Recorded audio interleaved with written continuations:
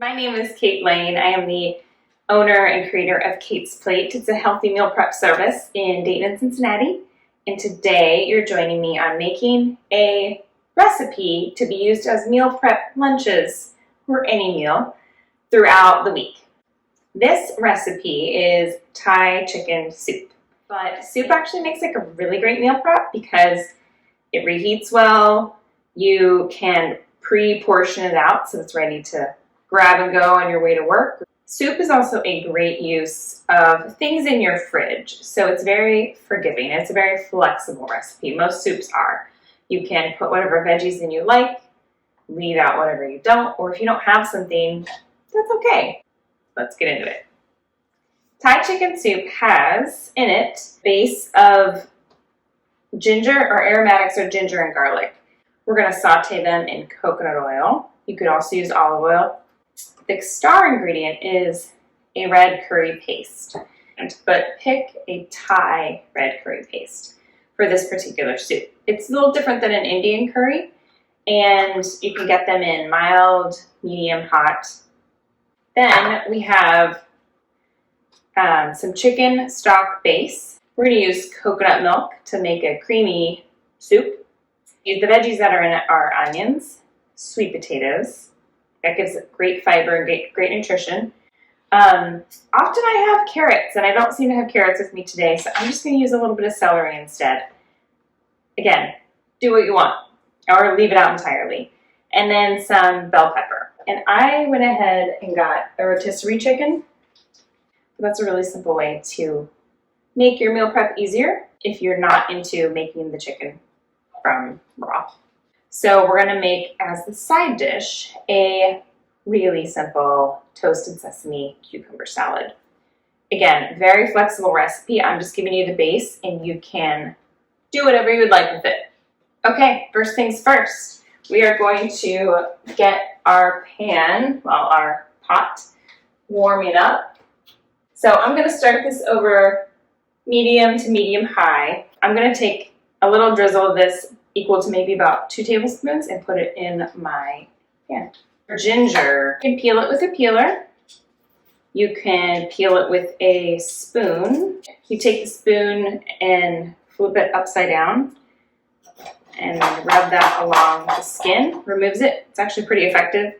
Now, ginger is very fibrous, so you are going to want to chop it up very fine on your cutting board. And I start by going across the ginger itself to break up those fibers because they run long ways. And then I'll just run my knife through it a couple times until I get it the size that I want, which is pretty small. That looks great. I'm going to put that in my pan. And I can hear it sizzle just a little bit, which is good. It's not too much sizzle where it's going to burn instantly, but it's preheated and ready to go. And then I'm going to use 3 cloves of garlic. And these are pretty decent sized cloves. So if they're tiny, use more. I run my knife through them once, each clove, and then I scrape them down into a little pile and run my knife through them. Then I run my knife through them. Keep mincing your garlic until you have it the size that you want it. And I'm going to add that to the pot with the ginger. I'm going to use a wooden utensil to saute the veggies, or the ginger and the garlic. They smell delightful already. Ah, so good. Actually, they look good, so I'm going to turn them off and set them aside off the heat for just a minute while I get my other stuff prepped. So the next thing, we're going to do onions, and if you have carrots, do carrots. I like that best in the soup, but I thought I had carrots, and I did not. We're going to do about a half an onion. This is a large onion. If they're smaller, you might want to use the whole one. I'm looking for between a cup and a cup and a half of diced onion. Clean up as I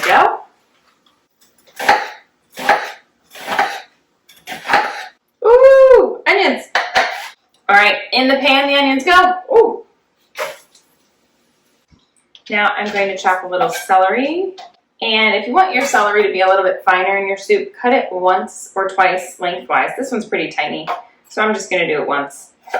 But it does help when you go to chop it and it's already a little bit smaller. Line them up.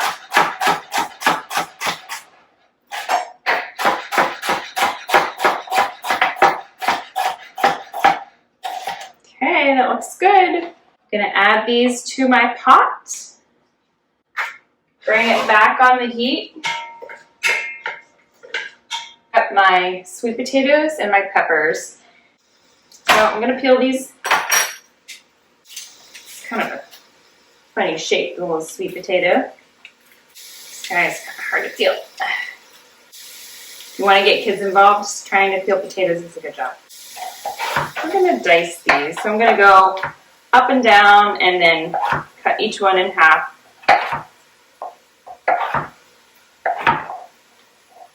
And then we'll dice.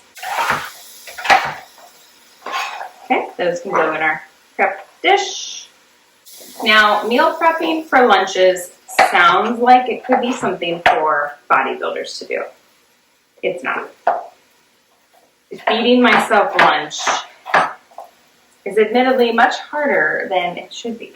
If I don't have something prepped and ready for lunch or have a plan, it usually doesn't happen. All right, I'm gonna add my sweet potatoes here. Then we're gonna work on our bell pepper. I'm going to use just a red one today. Tap out the seeds. Cut into strips.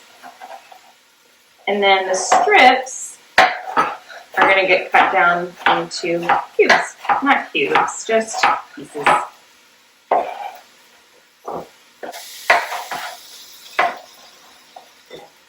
Okay. Bell pepper.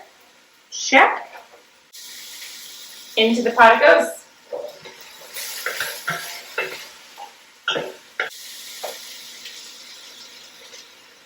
I'm going to adjust my heat back up to medium if you haven't already.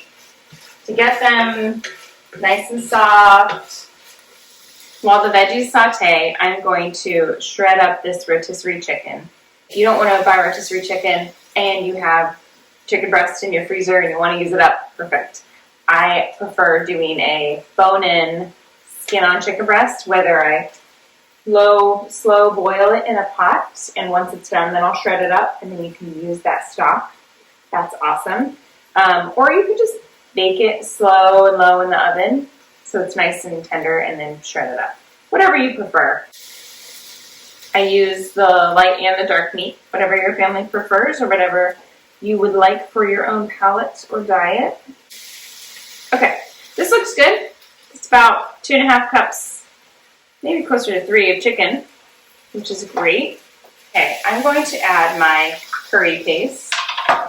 It's called Blooming It. Anytime you add like spices or aromatic things to hot food or hot oil, it wakes them up. So we're gonna add our curry paste to the vegetables to wake it up.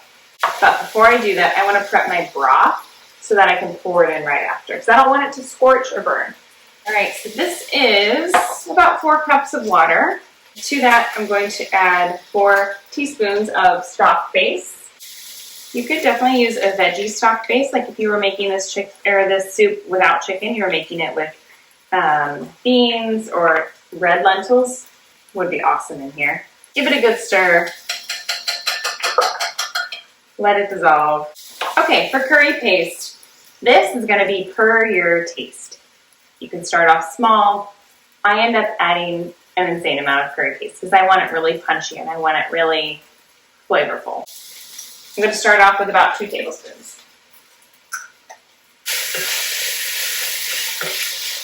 Once that curry paste has warmed up and bloomed a little bit, where I can smell it, that's what that means. I'm going to pour all this chicken stock in there, get all the good stuff from the bottom. It smells so good. I'm going to open my can of coconut milk.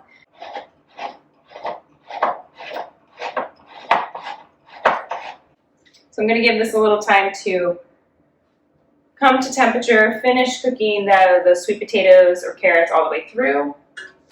All right, while our veggies cook, I'm going to show you how to do the cucumber side. All right, I like to use these English cucumbers. I think they hold up best when they're in chunks. So once lengthwise, lengthwise again, and then chunks.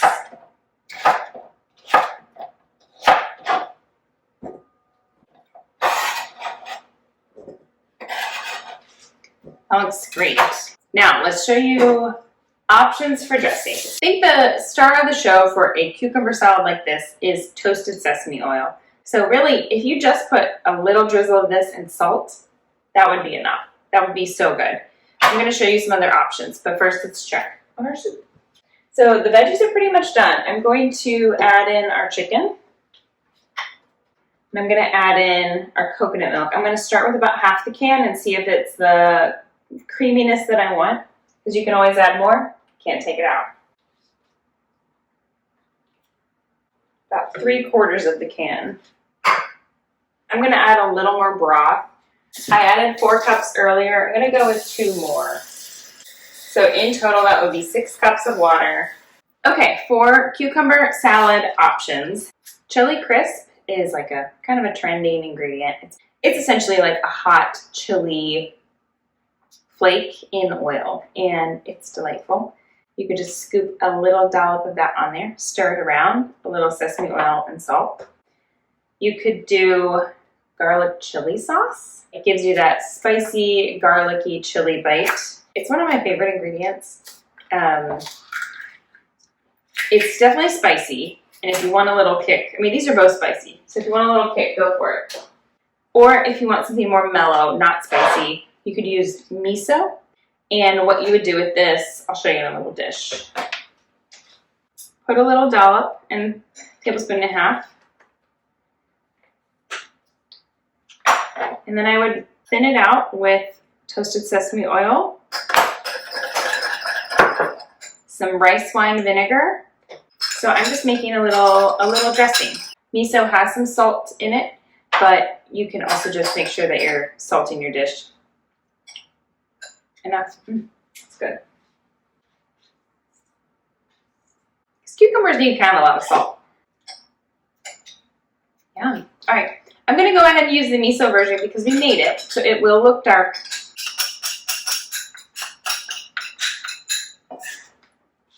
Then I'm just going to toss this together. Let's give it a try.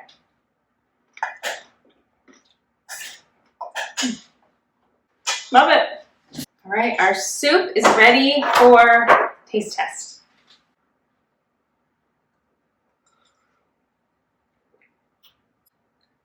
Now, it's good, but I want a little more punch. So I'm going to add curry paste, another whole tablespoon of that. So that's about 3 tablespoons total, and a touch more coconut milk. A little salt. Okay, I'm going to start serving this up for my lunch and also putting the rest of it in containers for the week. Really is helpful to feed yourself. You deserve that. Everyone around you deserves that. You will be a happier person if you eat lunch. Okay, this looks awesome. You can see this like gorgeous orange, creamy, vibrant color. Since I have it with me, I will top it with fresh basil. I'm also going to give it a little squeeze of lime to brighten things up.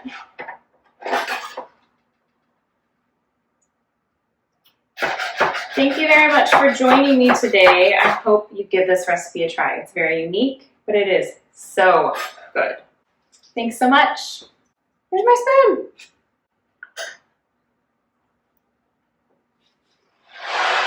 Bye, guys.